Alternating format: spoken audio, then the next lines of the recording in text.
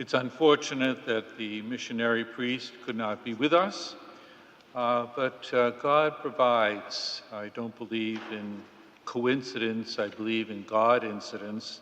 And I'm going to share with you this extraordinary true story about an incredible missionary.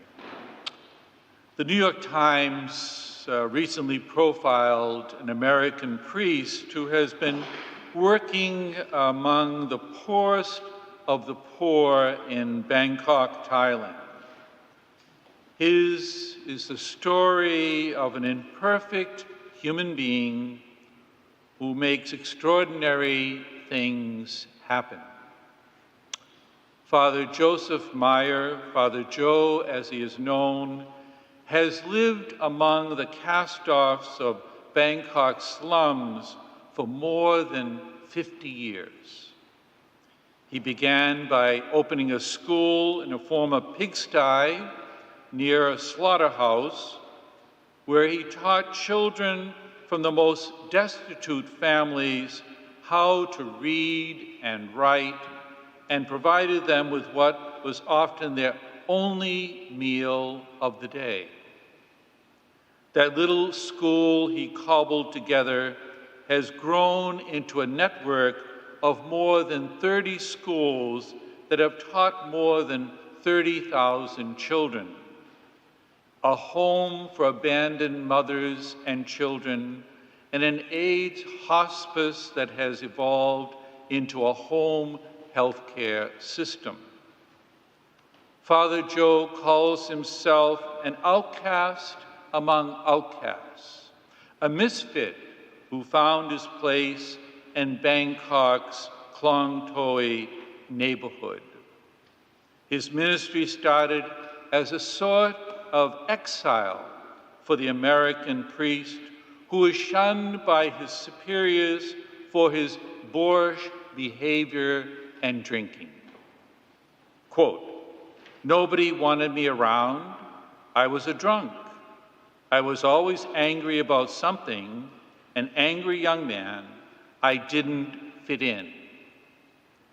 But in Klong Toi, Father Joe, now 82, found his place in the world.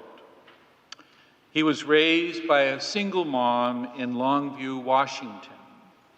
The family was abandoned by his father. Quote, "He wasn't abusive, he just left us, and it hurt so badly," Father Joe remembers. "That's the essence of it all. I wanted to become a priest to help other kids so they wouldn't suffer and hurt like I did." The Redemptorist priest arrived in Thailand in 1967, dispatched to the far northeastern part of the country and to Laos.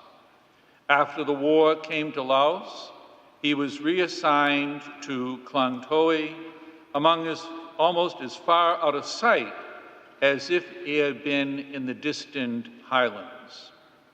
Soon after he arrived in Bangkok, Father Meyer had an opportunity to escort Mother Teresa around Klong Toi during her visit to Thailand. He was so taken by her charisma and saintliness that he says he remembered exclaiming, "I want to be like this, wow."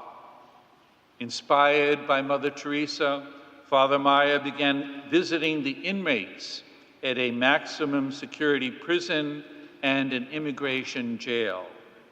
During Holy Week, he carried out a ritual of washing prisoners' feet. That experience led to his organizing the little school near the slaughterhouse. The official church keeps Father Joe at arm's length.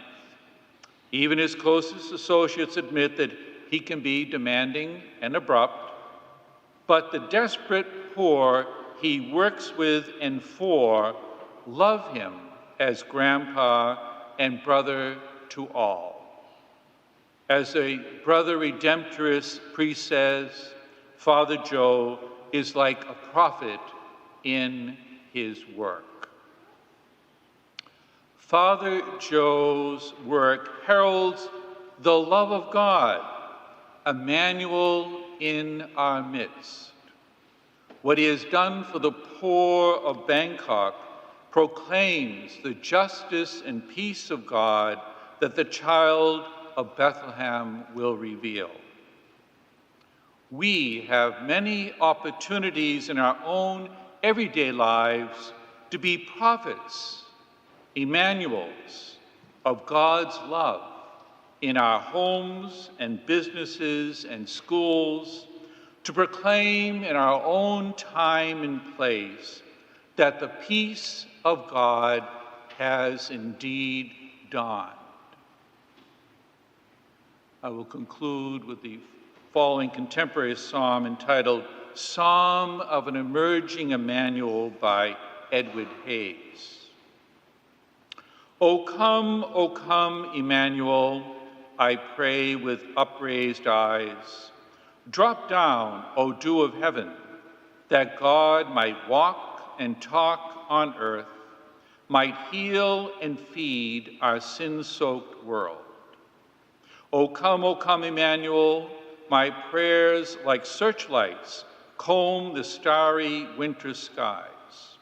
Descend from the black hole of some neighboring galaxy to green with your grace our barren earth. Such an Advent waiting prayer can be a lifelong profession of patient longing, unless I know with all my heart that Emmanuel not only comes down, but also comes forth and emerges. O come, Emmanuel, come forth from deep within me with Christmas' luminous beauty. For my heart has become the sacred crib, the birthing place of God among us. Peace on earth and justice for all will only become manifest in our lives when enough of your sons and daughters awaken to your divine design that has made each of us an emerging Emmanuel.